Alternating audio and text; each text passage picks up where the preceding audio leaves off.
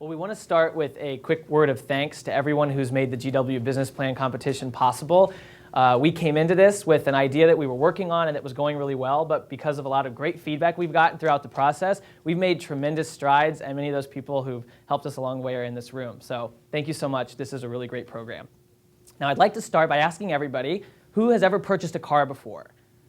Okay, so almost everybody. And keep your hand up if you were wary during that process somebody might try to rip you off. Okay, I don't see anyone who enthusiastically put their hand down for that one. Everyone left it up.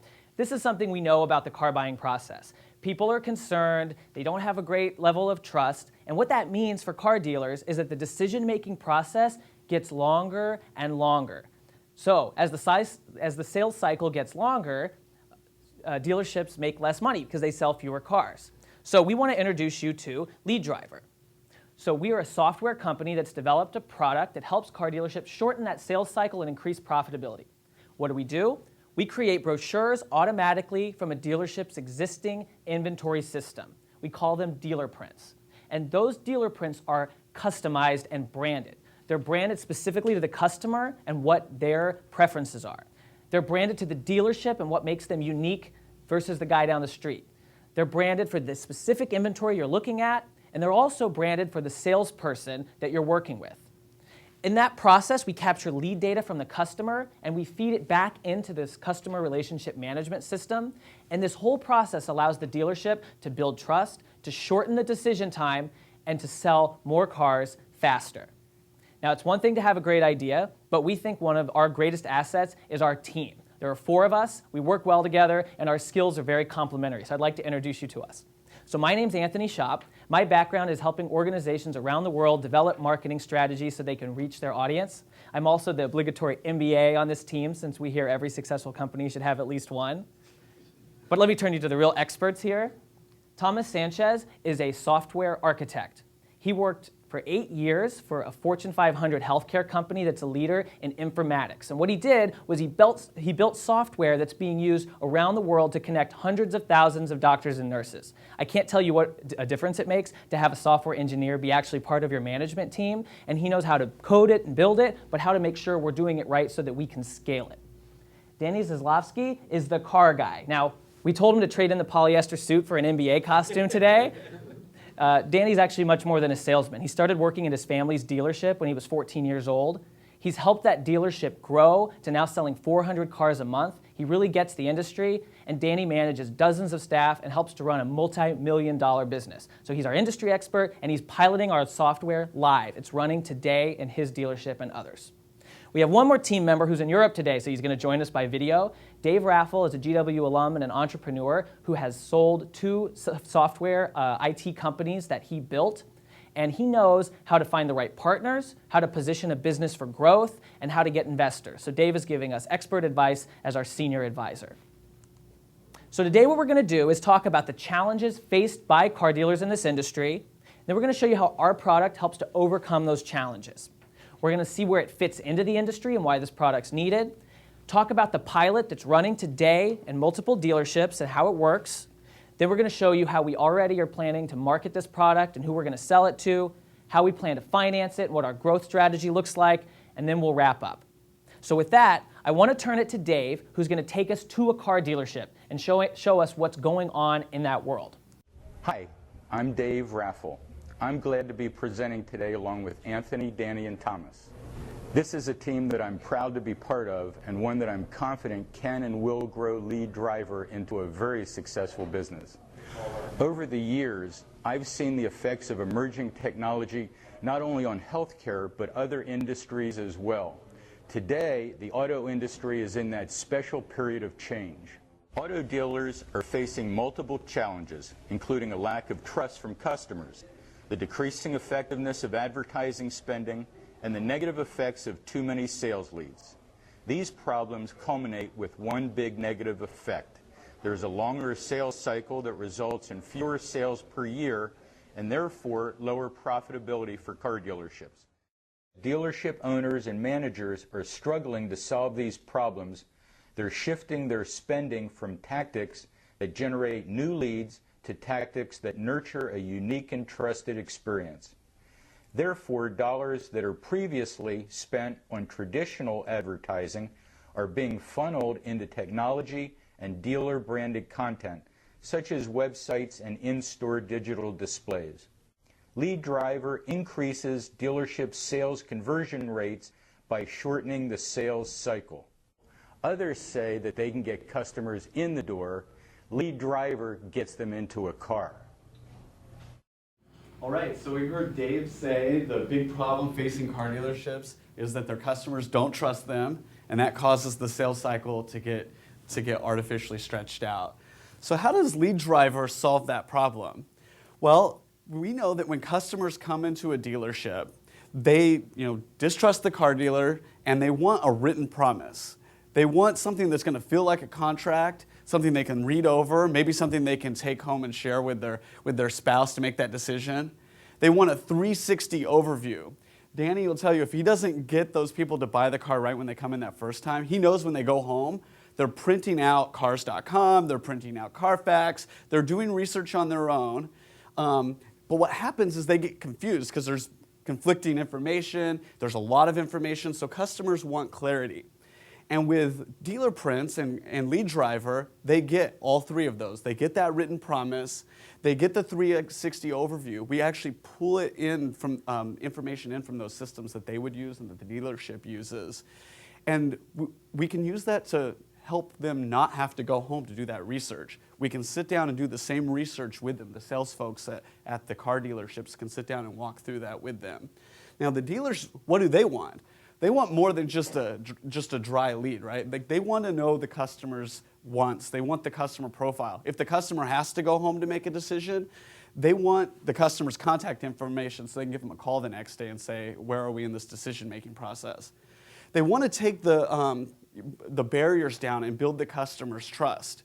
If the customer says, hey, I really need to talk about this with my wife, then we can actually use this Dealer Prints and Lead Driver to email it to them right then, and we can have them on the phone and be going through the same information. And so we can make the decision right there. So that dealer gets a roadmap to a sale. They can sit down with the customer and say, let's close this deal today. You need a car. I want to get you into one. Let's take care of this. So how does it work? Well, technically on the back end of the dealership, there's all these systems running that you would never see. There's an inventory management system with all the information about the cars. There's a lead management system, which is a CRM. And we can take that data and move it into Lead Driver. And then when the customer walks in, we ask for information from them. Hey, can we get your name? Can we get your phone number? And we store that information and we can push it right back. Now, it's really easy for us to go in and integrate this process into a car dealership because car dealerships move data around all the time. They send information to eBay Motors, Cars.com, and because they transfer data so much, they've come up with standards on how to transport data across systems. We use those same standards to be able to integrate into their process to be able to create the branded brochures. So once we get it in the store, once we get it into the dealership, the dealers can access it from any location. They can do it from the computer on the sales room floor, a kiosk there. They can do it from out in the lot. They can do it on a test drive. When they get back, the brochure will be sitting there at their desk ready to have that conversation with the customer. Like I said, it's viewable and shareable online, so you can send it to the spouse that's at work or at home, and you can print it so you get that customer experience where they have it in their hand. I'm going to show you, walk you through how we create the dealer print at the dealership. We say it's easy as 1, 2, 3. So you select it, the car, input the data, and then share it with the customer. So I actually have on the iPad here the dealer prints that's being used at one of Country Hill's lots at Merriam. And when a customer walks in, they'll be interested in a car. The sales folks just click on the car in dealer prints. It brings up a form. Ask a couple questions. It'll automatically bring in the staff information, but then they just ask the customer, hey, can I get your name? Can I get your phone number? And they can type a custom message to the customer there. And then they just click Get Brochure. And then that process generates a brochure. And I have just pulled this one up, the one that we generated. let me walk you through the different special components of our brochures. So the first thing is it's completely branded to the dealership. It has their logo on the top. It's their colors. You can see it even says Country Hill of Merriam. We were able to pull in the exact location that the car is sitting at. We can put certifications the dealership has, like are they Better Business Bureau rated? And we can put prompting questions throughout the brochure that, did you ask about the lifetime guarantee, that moves that customer into the buying decision. It's also branded to the vehicle. It has the exact pictures of the car, the options and accessories for that car. We've also worked with Carfax so that we can integrate Carfaxes directly into the printing process. So you get the customer history or the vehicle history as well. And that becomes especially great in the used car business, right? Because each car is different. We have the exact information for that car. And it's branded to the customer. We have the customer's name right on the cover. We put that special message to the customer on the last page. It's also available in Spanish, or we could do other languages. And you can brand the brochure to the customer's preferences. For instance, if they were going to be graduating with their MBA, we could put a graduation theme on it. Or if they were interested in eco-friendly cars, we could put a green theme on it. So now that we've talked about the brochure, let me hand it back to Anthony so we can talk about the industry that Dealer Prints is used in. Thanks, Thomas. So you've heard what the problem is in the auto industry. It's costing dealerships a lot of money. Thomas did a great job walking you through how our product helps to overcome that problem. So I want to tell you a little bit about another question you may have, which is who's going to buy this product and what's the industry look like? So the auto industry in the United States is comprised of about 68,000 auto dealerships, and you can divide those into two primary categories. 49,000 of them are strictly used dealerships. That's like Country Hill Motors. They sell all kinds of cars. They're all pre-owned. The other 18,000 are franchise dealerships. So these dealerships are affiliated with Toyota or Chrysler and other manufacturers, and they sell a combination of new and used inventory. This entire market is about $487 billion in the United States. So it's no secret to any of us. These guys, car dealers, do pretty well. So the question is, where do we fit into their budgets? If you combine all of the marketing budgets of car dealerships in 2010, you get a pool of about $10 billion. So they're spending a lot of money, and there's two sides of the process. They spend that money to get people in the door, so that's advertising in newspapers and online, and they spend that money to get people into a car once they're in the door. So that's digital signs, nice printed materials, anything to differentiate themselves from the others. Because nowadays, it's so much easier for consumers to find information about cars and inventory. You have to find a way as a dealership to differentiate yourself against your competitors.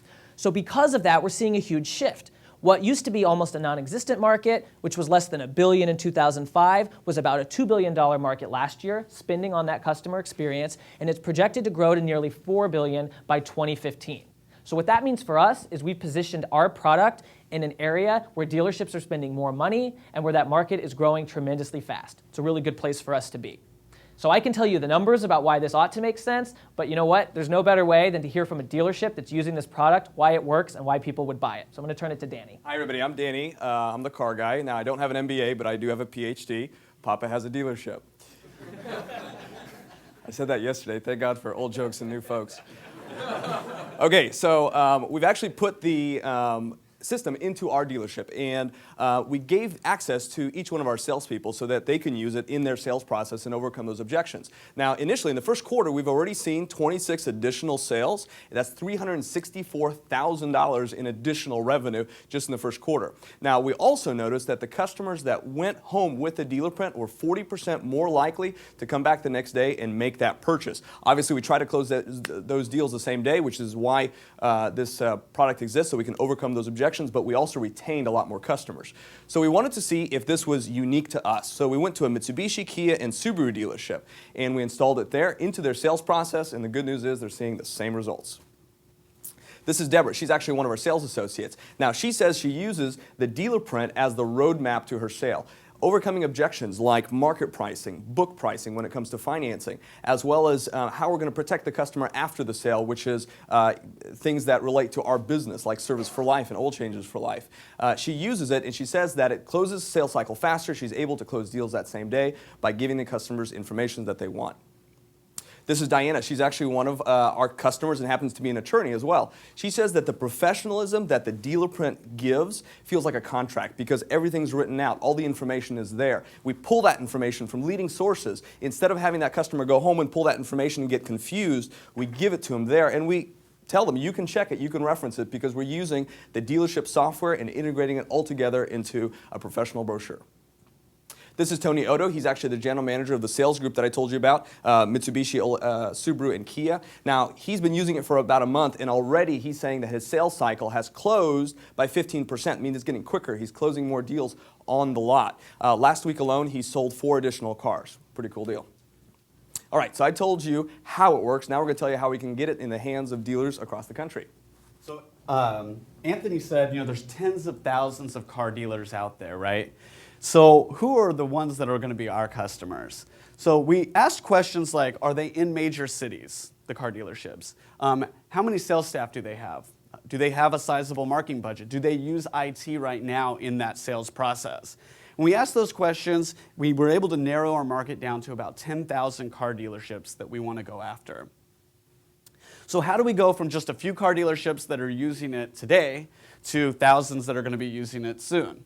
Well, we're already doing this marketing plan. It's already underway. And we have the alpha partnerships like the ones at Country Hill Motors going on right now. We're going to continue to do those. In the summer, we're going to move into a beta release. And that means just an extended, we're going to be working with a few more dealerships. The great thing about the alpha and the beta release is it lets us capture a lot of information that as the software engineer, I get to feed back into the product development. So we know we have a product that works at the end of the day. But we are also able to capture those kind of numbers that Danny was talking about. We're able to use those for marketing purposes when we reach out to other people. And then in about a year, we're going to do a full release. So as this is going on, we're going to be promoting and marketing our business. We're getting ready to launch a website, and it's going to be a microsite at first, just small, some information about our product, a way to capture people who are interested. And we're going to be investing in our product branding, our logo and our names and all that stuff. We're going to continue to foster the word of mouth that's already going on. The cool thing is we have word of mouth built into our product. Those customers that escape from Danny without buying that first day, they actually go to his competitors and they say, what is this? Where can I get one? How do I sign up? And so we have a backlog of about 20. Now we want to make our customers our spokespeople. We want to get them out in front, so we're going to send them out to trade shows and conferences. So who's our competitors? We think that those are the back-end people, those people who are building those inventory systems right now. The good news is they aren't moving in this direction and they don't have a lot of experience in there. But if they did, we're building in barriers to entry into our product. We've developed an API that people can build in, products on top of or enhancements on top of. For instance, we worked with Carfax. We worked with their software engineer team to interface our products. And we're going to be fostering that online community as part of our website. So we become a place where dealers get their problems solved. Whenever you have an industry built around your product, it's hard for people to come in and disrupt your current customers and your partnerships that you have established. So I'm going to hand it over to Anthony to run through some of the numbers. Thanks, Thomas. So the MBA always gets the hard part, right? The numbers. So I'm going to answer the question you probably have on your minds, which is how much we're going to charge for this product. Now, we've done a lot of research of our current customers, the pilot customers, and we've also looked at what people are spending in the industry. We've priced our product at $5.99 to $14.99 per month for this service, and that varies depending on the number of lots, number of employees, size of inventory, how many feeds. So you may wonder, is that high or is that low? Well, the average dealership in our customer profile spends about $10,000 per month right now on these types of services, their inventory management system, their dealership management system, their lead management system. So we fit right into that mix, and remember, it's a piece of the pie that's growing, so we expect that they're going to continue spending more each year like they have been, and that's where we fit in. So in year one, what we're going to see is we're going to focus on Kansas City with our alpha and beta partnerships, move into Chicago where we have some relationships, and by the end of the year, we'd like to have 24 dealerships. That's our plan. We don't want to grow faster than that in year one. We'll have 3 full-time staff, $138,000 in revenue by the end of that year. So we're not making money in the first year. That's a time of investment. But year two, we grow to 96 dealerships, $1.2 million in revenue by adding 4 other major metropolitan areas. Year 5, we'd like to get to 1,500 dealerships. For perspective, that's 15% of our target market of 10,000 that fit well with our model. These are the numbers that show us breaking even in year 2. We can answer any questions you have about those, and you all have a full detailed finance plan. The investment we're looking for is $100,000. And we have some great advisors, including Diana Kander, whose company does legal services for the Kauffman Foundation. So we think that's a great relationship for us. I'd like to turn it to Danny to conclude. So to summarize, in the beginning, you guys said that you don't always trust auto dealers. Well, that's pretty common in our industry. Lead Driver, when we installed it into our process, has helped us close deals faster, the same day, and retain the customers that do leave our dealership. Thank you very much. Thanks.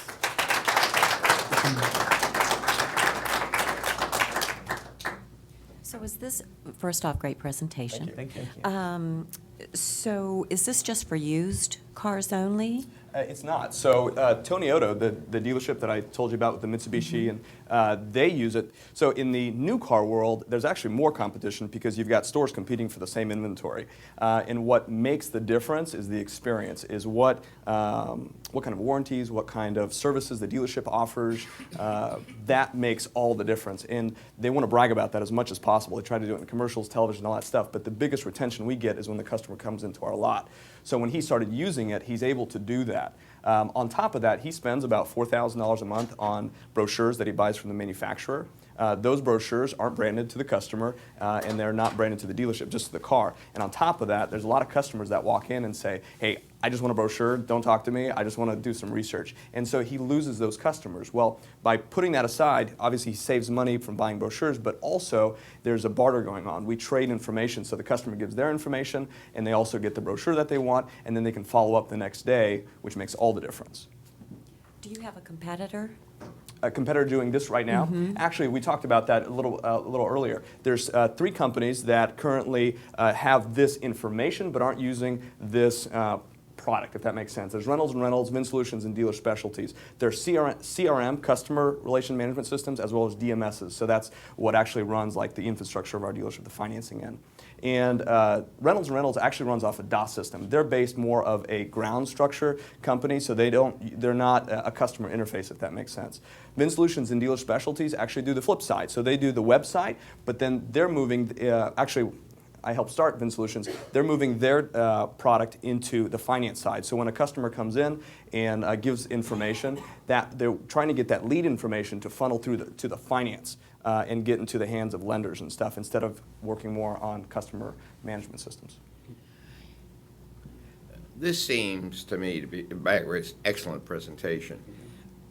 This seems to me to be very oriented to what we call in the IT business a service-oriented architecture, where the real leader in that is IBM.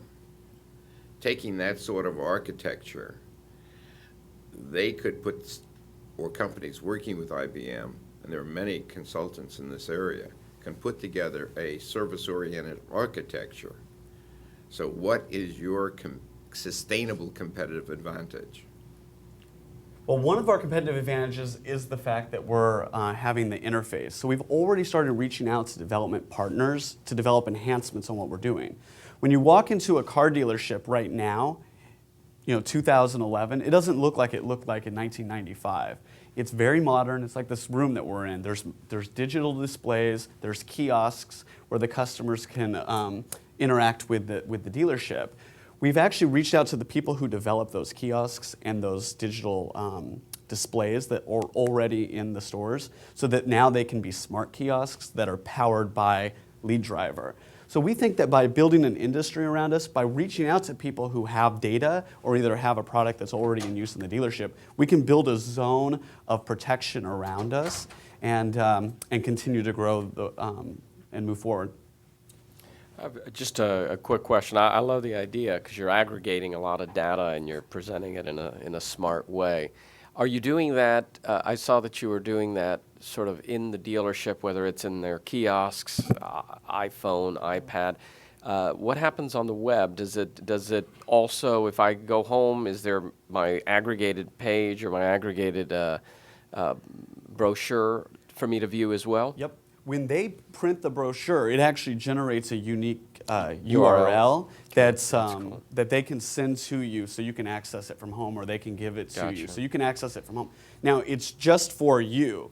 Your name at the top. It has your name on the top and so on. Sure. So that's cool. the approach we're taking. I like that. And the best part about that is I know in the car buying process, there are a lot of people who really, they're there, it's one half of a couple, they want to buy that car, but they really want to run it past the other half of the couple at home. And so being able to send that link, send an email, share that, text that, that really helps to close the deal that day. And they can do that even from the waiting room while they're on the phone saying, "Hey, I want you to take a look at this information." The biggest thing in our environment that we face is timing, because when a customer comes in and they want to make a decision, or we want them to make a decision, for us to literally go out on Kelley Blue Book and market pricing and all this stuff and get all this information takes a good 15 minutes, and that's a long time in our world. So by being able to already have the software to put all that together and present it to the customer in a neat, organized way, really builds that trust and helps close that deal. So. Very cool. I have a question which originally, when you had the person in the video, and also what you said yourself, the key market driver was shortening the sales cycle, which is a bit of a soft measure, because I think it's a little more complex to explain to car dealers about sales cycles and analyzing data, having hard data. What is the sales cycle for John when he comes in, and Jill when they come in, and so forth, as opposed to the hit rate, which I think when you reported your results, it appeared that you were switching over to the hit rate. In other words, how many people did you convert above what the baseline would be for the conversion? So it's not like how long it took them to convert, did they convert or not? And then, of course, you get obviously from a sales cycle.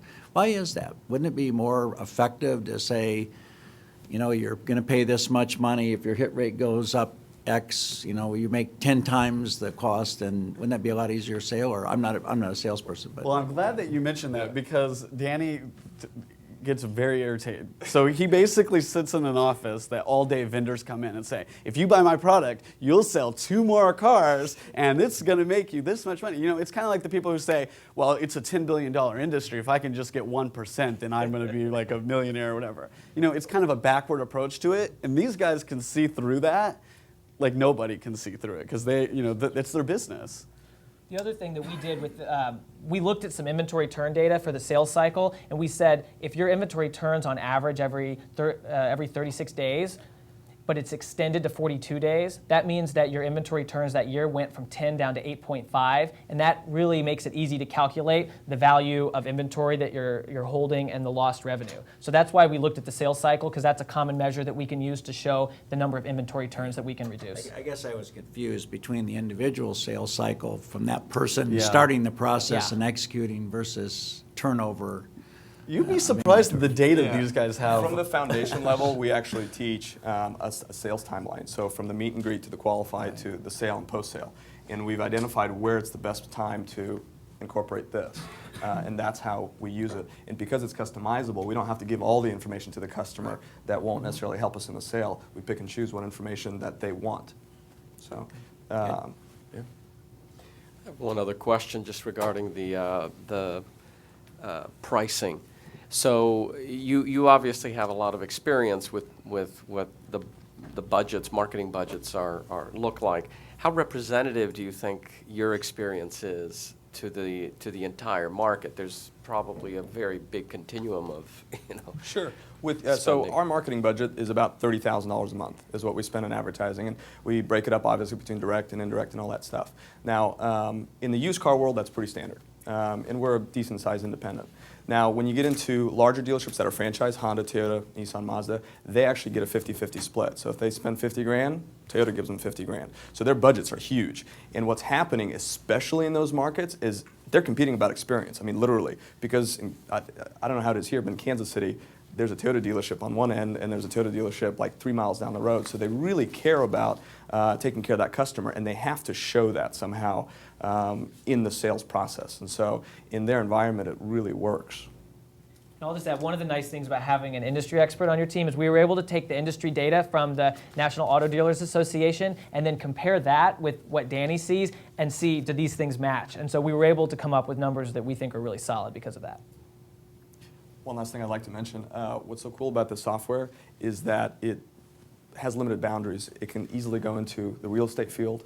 That allows the same process to happen all over again to aggregate MLS information and that's information part that of the the reason why customer we're wants. developing an API, is we see that there's possibly licensing opportunities in the future.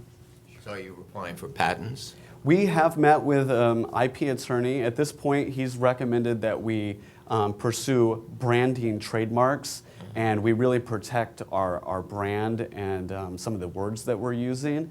They're in the process of doing some research to determine whether or not we can apply for that provisional patent that would give us 1 more year to apply for our full patent.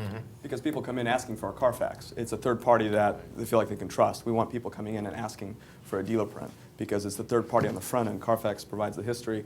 We provide the information on the car values and dealership information. Terrific. Thank you guys very much.